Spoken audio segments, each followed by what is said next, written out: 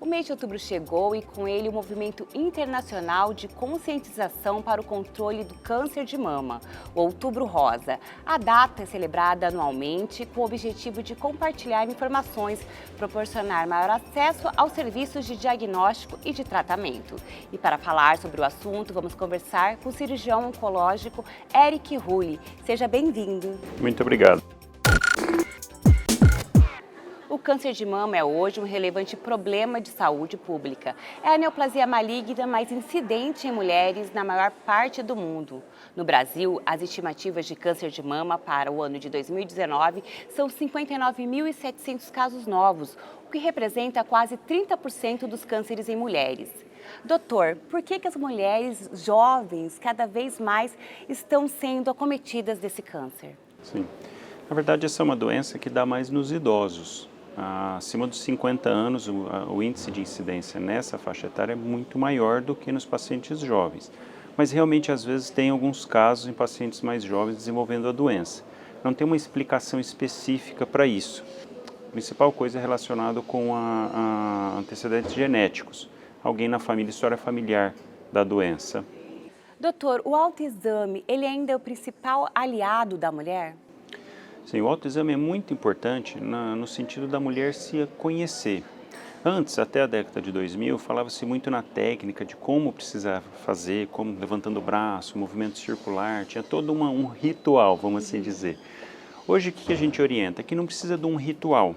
A mulher pode se examinar todos os dias, antes do banho, após o banho, antes de dormir, ela pode padronizar para ela mesma e está todo dia se tocando, conhecendo a própria mama.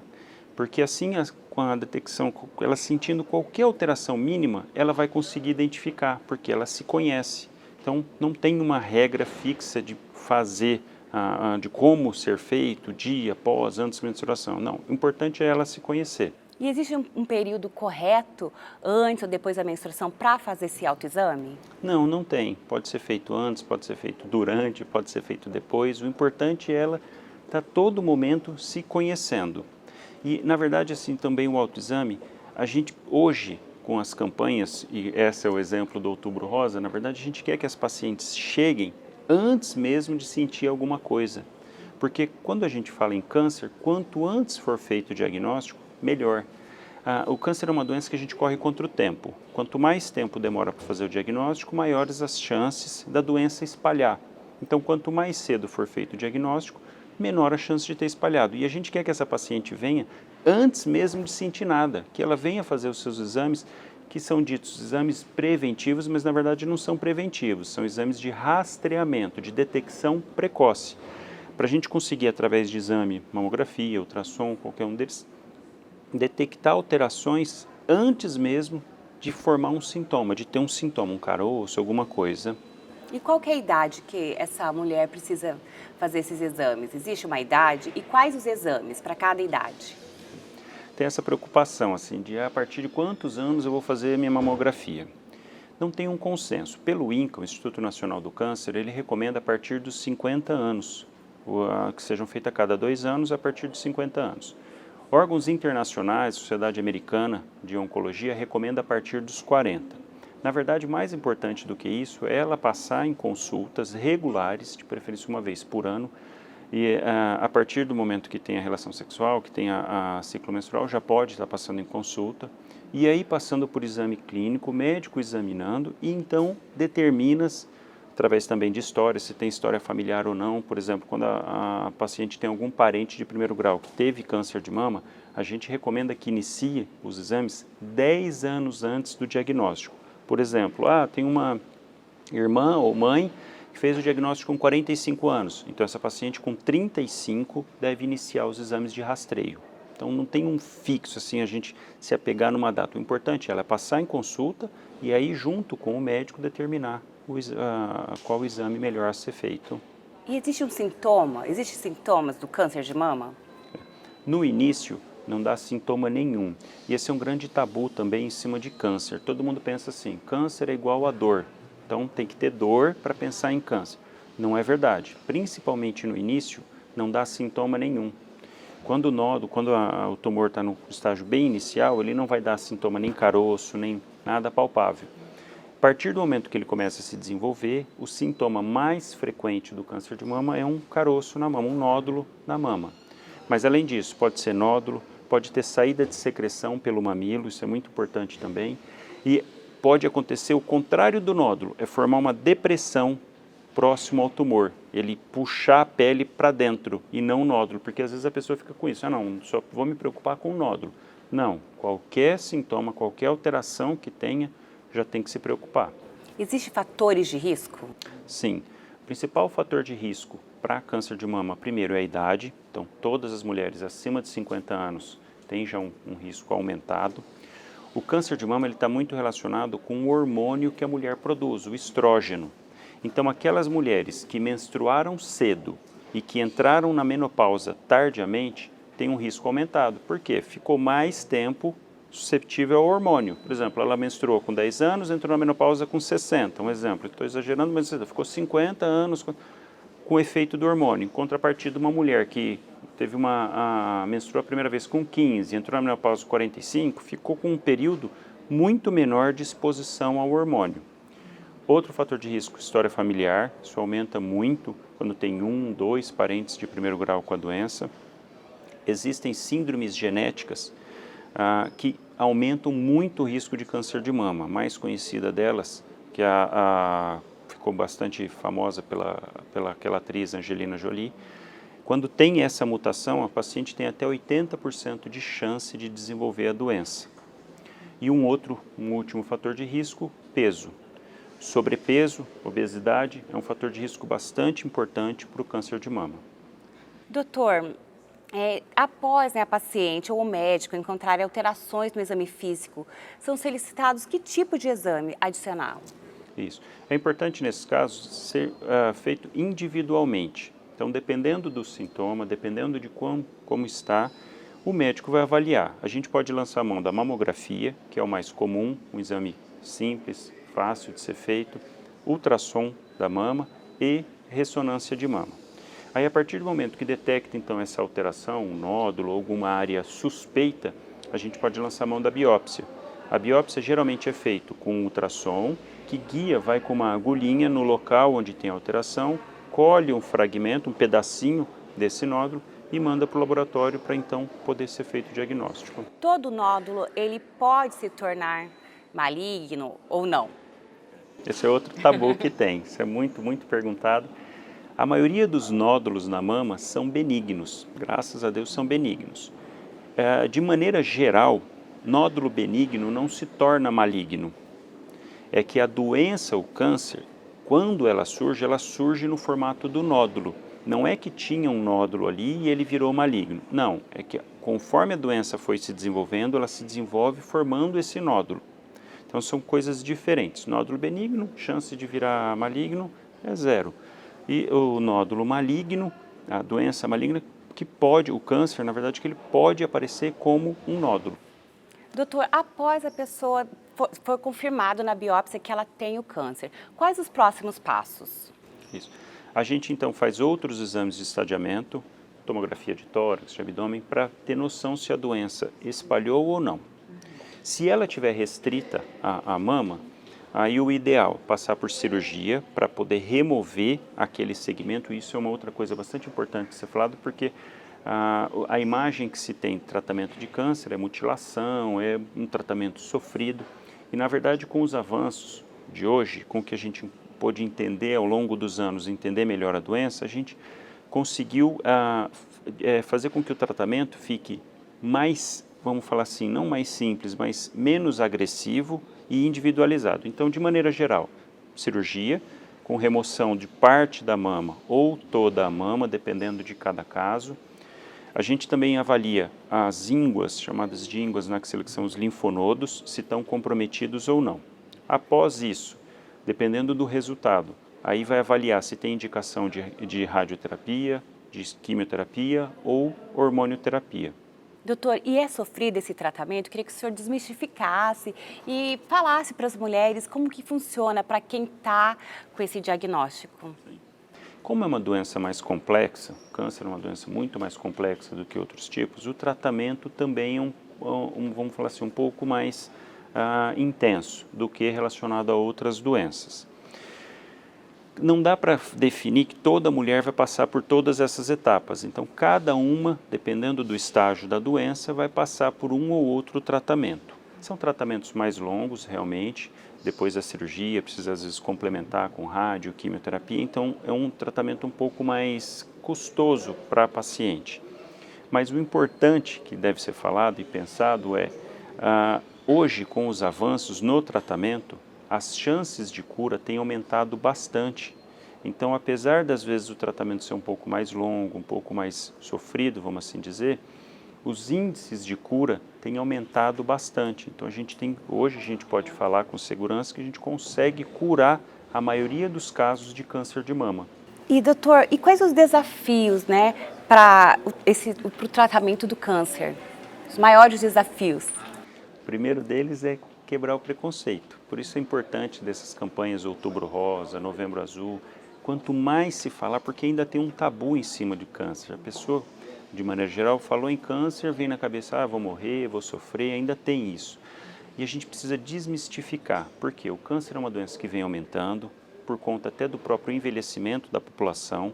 Então, mais e mais dias, mais pessoas estão sendo diagnosticadas e o câncer de mama, você mesmo disse no início, foram quase 60 mil casos notificados no ano passado, a previsão para esse ano é esse também. Se pensarmos ainda que tem algumas pacientes que não conseguem fazer o diagnóstico, esse número então é maior do que 60 mil por ano. Então, mais e mais vezes, as pessoas vão ter contato com gente com a doença. Então, esse é o primeiro desafio, a gente desmistificar. É uma doença que tem tratamento, tem possibilidade de cura, então é algo que tem que ser falado para mais e mais pessoas terem acesso, porque ainda acontece isso, a pessoa, por exemplo, não procura atendimento por medo. Ela sente um caroço, sente um nó na mama, mas fica com medo, com receio, e se for câncer? E ao invés de ir atrás, não, ela se fecha e não quero ouvir esse diagnóstico. Então a gente precisa quebrar esse tabu e esse é o primeiro passo, divulgar a informação para que a pessoa possa procurar atendimento o mais precoce possível. Os tratamentos têm melhorado bastante, as medicações, a quimioterapia tem melhorado muito. Hoje a gente tem medicações chamadas de terapia-alvo, que elas diminuíram muito os efeitos colaterais e aumentaram bastante a eficácia, porque dia a dia a gente vai descobrindo novas tecnologias. O câncer, a célula maligna, ela é uma célula que tem várias alterações em relação à célula normal. Essa terapia-alvo, essas medicações chamadas de terapia-alvo, agem justamente nessas partes que mudaram nas células cancerígenas. Então, elas poupam as células saudáveis e vai e ataca somente a célula que está alterada, que está transformada em câncer. Então, tem melhorado bastante, graças a Deus. E essa terapia é para todos os cânceres, tipos de câncer de mama ou não? Ou é restrito? Sim, de maneira geral para todos, mas para cada tipo de doença tem um marcador diferente, tem uma medicação diferente. Existem também, ainda não disponíveis para mama, ainda em fase de estudos, mas outras medicações chamadas de imunoterapia, que estimulam o sistema de defesa da pessoa, do próprio indivíduo, a combater o tumor. Então é que quando a gente fala em câncer, cada tipo de câncer é uma doença completamente diferente uma da outra. Mas, de maneira geral, terapia-alvo tem vários tipos de doenças, de câncer já tem terapia-alvo específica. E como que a rede pública de saúde está preparada para atender essa população?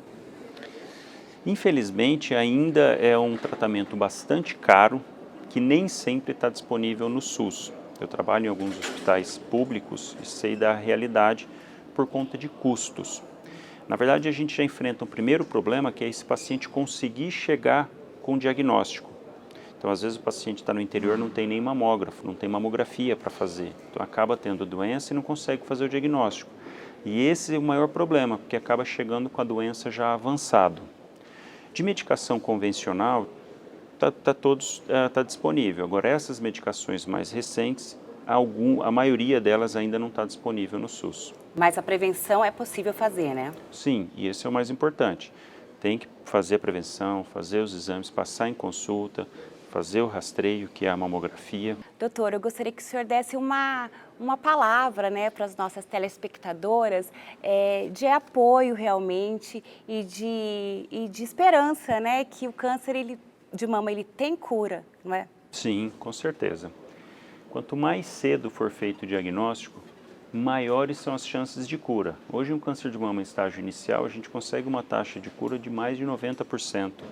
Então, para todas as mulheres, não terem preconceito a respeito da doença, não ficar, poxa, não quero nem falar da doença, não quero nem falar o nome, que tem muito isso. Não, ao contrário, tem que consultar, tem que estar com seus exames em dia, passando em consulta pelo menos uma vez por ano, e caso tenha o diagnóstico de um câncer de mama, não pensar que a vida acabou, que está tudo... Não, ao contrário. Hoje os tratamentos são bastante eficazes, teve um desenvolvimento muito grande nessa área, na parte médica, então tem grandes chances de cura. Não desanimar, estamos aqui para isso, para ajudar, para poder fazer o melhor, para poder passar por esse período difícil da melhor forma possível e conseguir chegar à cura. Que é outra coisa importante também, que as pessoas às vezes ficam focadas só nisso, falam só na doença, só como vai ser, vem todo o sofrimento, fica pensando nisso, mas não. Hoje a gente tem bastante pacientes curadas de câncer de mama e que levam uma vida completamente normal. Passaram por cirurgia, quimioterapia, radioterapia e hoje é uma vida normal, como qualquer outra. Os bons hábitos, eles evitam, doutora, a doença? Evitam. No caso de câncer de mama específico, principal, peso. As mulheres não gostam de tocar nesse assunto, mas para câncer de mama é muito importante a manutenção do peso. A obesidade aumenta os índices, a circulação de hormônio. A gordura periférica acaba produzindo mais hormônio estrógeno. Então, aumenta a chance, tanto naquelas mulheres que já tiveram câncer de mama, aumenta a chance da doença voltar, e nas que não tiveram, pacientes obesos têm uma chance aumentada da doença. Então, fazer atividade física.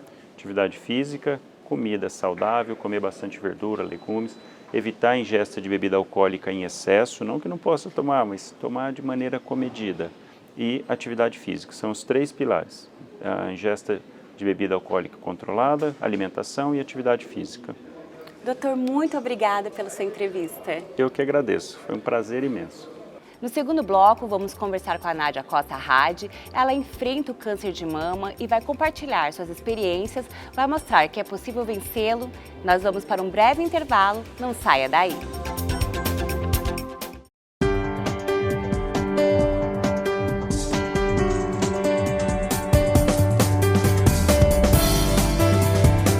O cuidado com o meio ambiente tornou-se uma marca da atual gestão da Assembleia Legislativa. Além da elaboração de leis que conservam os recursos naturais de Mato Grosso do Sul, a Assembleia desenvolve ações que geram economia e reduzem os impactos ambientais das atividades da Casa de Leis, como o programa Chega de Plástico, que vai evitar o uso de 600 mil copos descartáveis por ano. Também será implantado o sistema de energia solar, que garantirá energia limpa e renovável para a Assembleia continuar trabalhando por um estado ambientalmente equilibrado. Sustentabilidade é isso, começa aqui dentro e reflete em todo lugar. Assembleia Legislativa de Mato Grosso do Sul.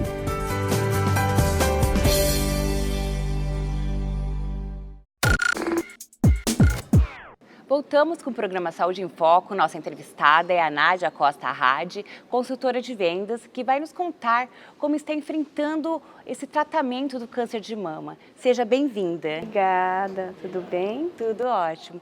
Nádia, como que você recebeu a notícia que estava com câncer de mama? Eu recebi a notícia num momento muito difícil da minha vida. Eu tinha 30 anos, né? E eu tinha perdido a minha mãe fazia um mês apenas. E eu tenho uma bebê, tinha uma bebê que na época tinha 7 meses. E a batalha foi começar um tratamento, não tem jeito, né? E enfrentar com todas as forças. Que eu tinha alguém que dependia de mim, né? Para mim poder cuidar dela. Então eu tive que enfrentar. Foi um momento bem difícil. E como que você recebeu esse diagnóstico? Foi amamentando, eu estava amamentando e senti um nódulo na lateral e o médico pediu os exames e deu que era o câncer mesmo. E qual foi o momento mais difícil do tratamento?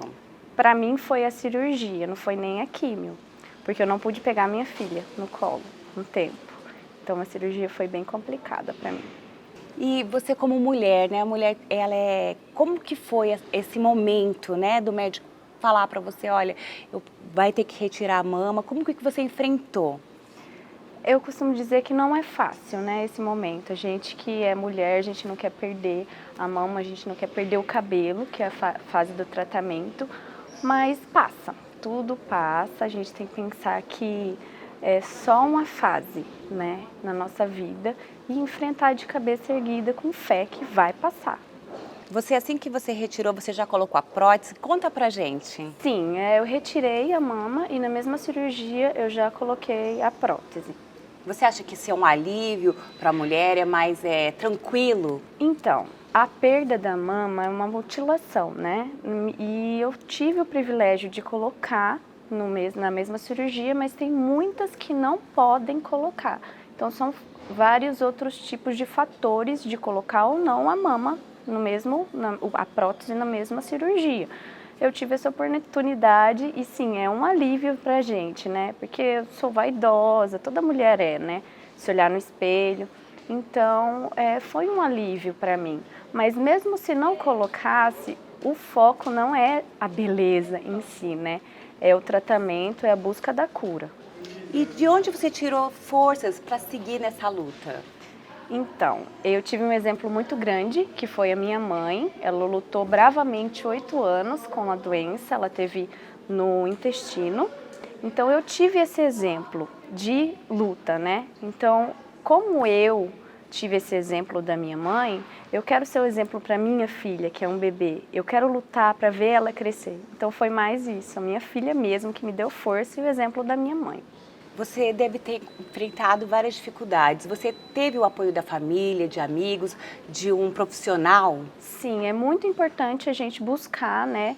Primeiro eu falo buscar Deus, né? Uma religião que você siga e o apoio da família, é muito importante o amor da família, o apoio dos amigos e um apoio psicológico também é muito importante, porque não é fácil a luta, mas a gente precisa ser forte. E quais foram as suas maiores dificuldades no tratamento? No início do tratamento, a quimioterapia nos deixa meio debilitada, né? Então foi a parte mais difícil no tratamento, porque passava muito mal, mas existem vários remédios que ajudam, né? Então essa parte foi bem complicadinha. Você ainda está em tratamento, né? Eu ainda faço uso de quimioterapia via oral, ainda estou fazendo. Você tinha quantos anos quando você recebeu esse diagnóstico? 30 anos. 30 anos de idade. Faz 2 anos que você está? Faz 2 anos que eu estou na luta. E como você encarou essa questão da vaidade? Você que é consultora de beleza, né? Então, eu sempre buscava, no começo, não me olhar muito para o espelho, né? É um choque você se ver sem cabelo, sem sobrancelha, sem cílios. Aí eu busquei recurso. E eu sabia que, tipo, uma maquiagem bem feita, um uso dos cílios postiço, uso de prótese capilar, tudo isso ajuda na vaidade, né? Ajuda no autoestima. Então eu sempre busquei estar bem maquiada, porque a quimioterapia deixa a gente um pouco pálida, então utilizar um blush, um batom, né? Então eu sempre buscava esse lado mais de estética também, né? Ajuda bastante. O que você pode dizer para as mulheres que estão enfrentando esse mesmo problema? Então, tem que ter força, tem que ter fé, que isso tudo vai passar. É só uma fase. É uma fase difícil, mas que passa. Obrigada pela sua entrevista. Obrigada eu. O programa Saúde em Foco fica por aqui. Continue assistindo a nossa programação e acompanhe também as nossas mídias sociais. Você pode ainda enviar sugestões de temas pelo e-mail producaltv@lms.gov.br.